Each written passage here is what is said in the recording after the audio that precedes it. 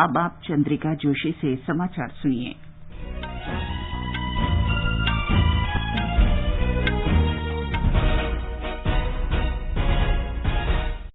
देश भर में 18 वर्ष से अधिक आयु वर्ग के लिए सरकारी केंद्रों पर निःशुल्क राष्ट्रव्यापी कोविड टीकाकरण अभियान जारी है। युवाओं से आग्रह है कि कोविड रोधी टीका जरूर लगवाएं और अन्य लोगों को भी इसके लिए प्रोत्साहित करें। जब तक आवश्यक न हो घर से बाहर न निकलें और सुरक्षा के 3 सरल उपायों का पालन करें। मास्क लगाएं, 2 गज की सुरक्षित दूरी बनाए रखें, हाथ और चेहरा साफ रखें। कोविड संबंधी जानकारी और मार्गदर्शन के लिए राष्ट्रीय हेल्पलाइन नंबर 01123978046 और 1075 पर संपर्क करें। और अब समाचार।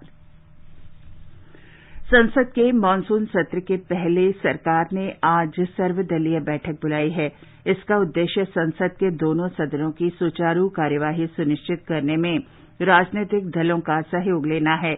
लोकसभा अध्यक्ष ओम बिरला भी आज सदन के नेताओं के साथ बैठक करेंगे। संसद का वर्षाकालीन सत्र कल से शुरू होकर अगले महीने की 13 तारीख तक चलेगा। इस दौरान लोकसभा और राज्यसभा की 19 बैठकें होंगी। राज्यसभा के सभापति एम वेंकैया नायडू ने कल विभिन्न राजनीतिक दलों के नेताओं के साथ बैठक की। सूत्रों ने बताया कि उन्होंने सांसदों से कोविड महामारी की स्थिति में लोगों की मदद के लिए तत्पर रहने और सभी संबंधित मुद्दों पर विचार करने का आग्रह किया। वर्षाकालीन सत्र के बारे में संसदीय कार्यमंत्री प्रहलाद जोशी के हवाले से सूत्रों ने बताया कि सत्र के दौरान 29 विधेयक पेश किए जाने हैं। राज्यसभा में विपक्ष के नेता मल्लिकार्जुन खड़गे ने सदन में विचार विमर्श के लिए वाले मुद्दों का प्रस्ताव किया। इनमें कोविड की स्थिति, किसान आंदोलन, सहकारी संघवाद से संबंधित मुद्दे और सीमा पर चीन की कार्रवाई शामिल है। बैठक में 20 दलों के राजनीतिक नेताओं ने अपने विचार रखे और सुझाव दिए। संसद सत्र की पूर्व संध्या पर आज आकाशवाणी का समाचार सेवा प्रभाग विशेष परिचर्चा प्रसारित करेगा। हिंदी में संसद के समक्ष मुद्दे और अंग्रेजी में इश्यूज बिफोर पार्लियामेंट। हिंदी परिचर्चा आज रात 9:30 बजे एफएम गोल्ड चैनल पर तथा अंग्रेजी परिचर्चा इसी समय एफएम रेनबो चैनल पर प्रसारित होगी।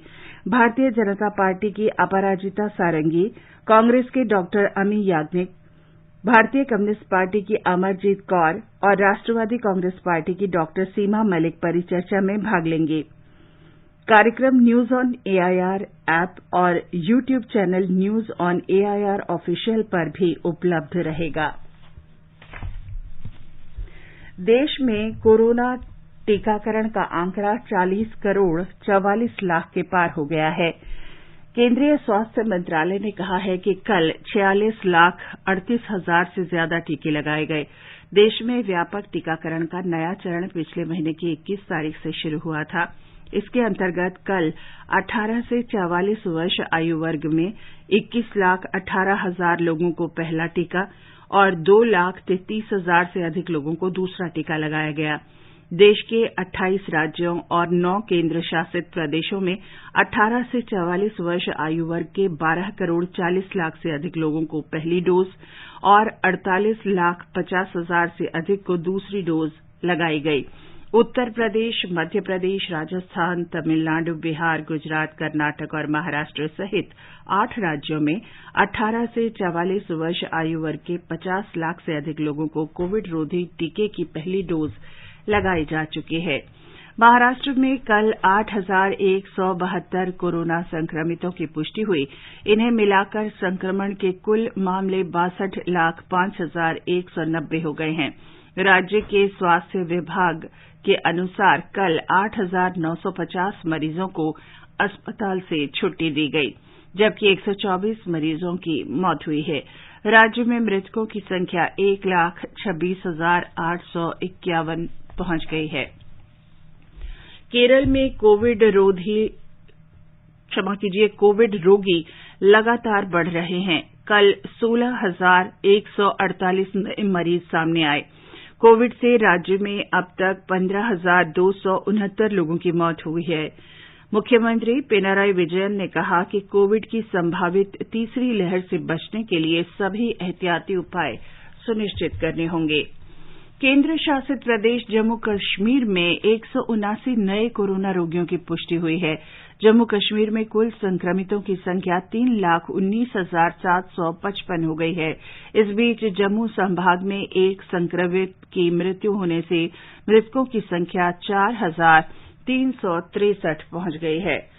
मिजोरम सरकार ने मध्य रात्रि से इस महीने की 24 तारीख तक सख्त लॉकडाउन लागू करने का निर्णय लिया है।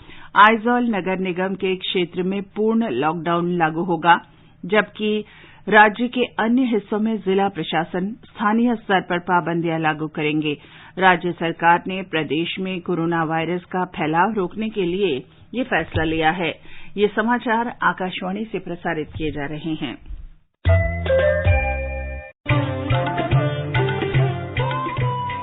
कोविड-19 से बचाव के आसान उपाय। मास्क लगाएं, 2 गज की सुरक्षित दूरी बनाए रखें, बार-बार हाथ धोएं, चेहरा साफ रखें और टीका जरूर लगवाएं।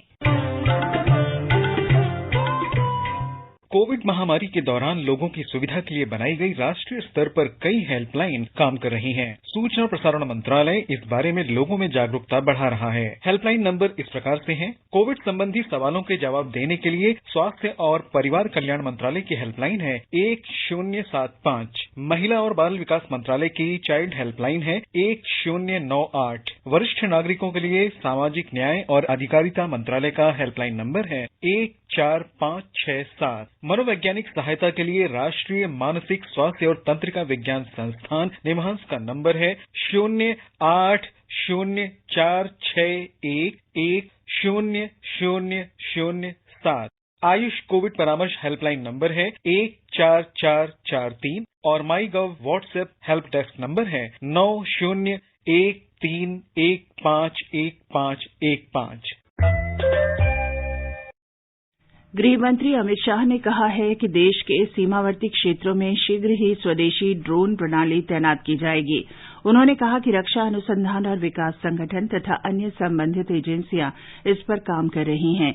गृहमंत्री नई दिल्ली में सीमा सुरक्षा बल के 18वें अलंकरण समारोह को संबोधित कर रहे थे। चैलेंजेस को देखें तो ड्रोन के खिलाफ हमारी मुहिम बहुत महत्वपूर्ण आज के समय में होती है। ड्रोन के खिलाफ की प्रणालियों को विकसित करने के लिए डीआरडीओ और हमारी अन्य एजेंसियां लगी हैं। बहुत कम समय में मुझे भरोसा है कि ड्रोन विरोधी स्वदेशी प्रणाली के साथ हम सीमा पर अपनी तैनाती बढ़ाएंगे और इस खतरे को भी हम पार कर लेंगे। लगभग सुरक्षा बल ने 15 अरब रुपए के नारकोटिक्स को पकड़ा है, 4.5 करोड़ के सोना चांदी को पकड़ा है, 15 आतंकवादियों को मार गिरा है और लगभग 2000 आतंकवादियों को घुसपैठियों को पकड़ने का काम किया है। श्री अमित शाह ने विश्वास व्यक्त किया कि देश के अर्धसैनिक बल किसी भी चुनौती का सामना करने में सक्षम हैं। केंद्रीय खेल मंत्री अनुराग ठाकुर और खेल राज्य मंत्री निशित प्रामाणिक ने कल ओलंपिक खेलों के लिए नई दिल्ली से तोक्यो के लिए भारतीय खिलाड़ियों के पहले दल को औपचारिक रूप से विदाई दी। इस अवसर पर श्री अनुराग ठाकुर ने कहा कि 135 करोड़ देशवासियों की शुभकामनाएं खिलाड़ियों के साथ हैं। उन्होंने विश्वास व्यक्त किया कि ये दल देश को गौरवान्वित करेगा। ओलंपिक में रिप्रेजेंट करने के लिए जो भारत के खिलाड़ी जा रहे हैं वो अपनी मेहनत, अपने अनुशासन, अपनी निष्ठा के कारण यहाँ तक पहुंचे हैं और मुझे पूर्ण विश्वास ये अपनी पूरी ताकत भी लगाएंगे, लेकिन कोई मानसिक दबाव न हो, इसलिए उनको हौसला बढ़ाने के लिए हम सब लोग आए थे। हमने अपनी ओर से प्रयास किया मंत्रालय ने मोदी जी के नेतृत्व में, ताकि इन खिलाड़ियों को हर तरह की सुविधा मिल सके और टोक्यो में भी कोई दिक्कत न आए, उसका भी हर संभव प्रयास कर रहे हैं। भारत के 127 एथलीटों ने टोक्यो ओलंपिक के लिए क्वालीफाई किया है, जो कि एक रिकॉर्ड है। इससे पहले रियो ओलंपिक के लिए 117 खिलाड़ियों ने क्वालीफाई किया था। सूचना और प्रसारण मंत्रालय का फिल्म प्रभाग प्रसिद्ध राजनेता और नोबेल शांति पुरस्कार से विजेता नेल्सन मंडेला की 103वीं जयंती पर आज श्रद्धांजलि के तौर पर नेल्सन मंडेला अ मसीहा ऑफ फ्रीडम नामक 14 मिनट की डॉक्यूमेंट्री फिल्म प्रदर्शित करेगा। इसके साथ ही यह समाचार बुलेटिन समाप्त हुआ।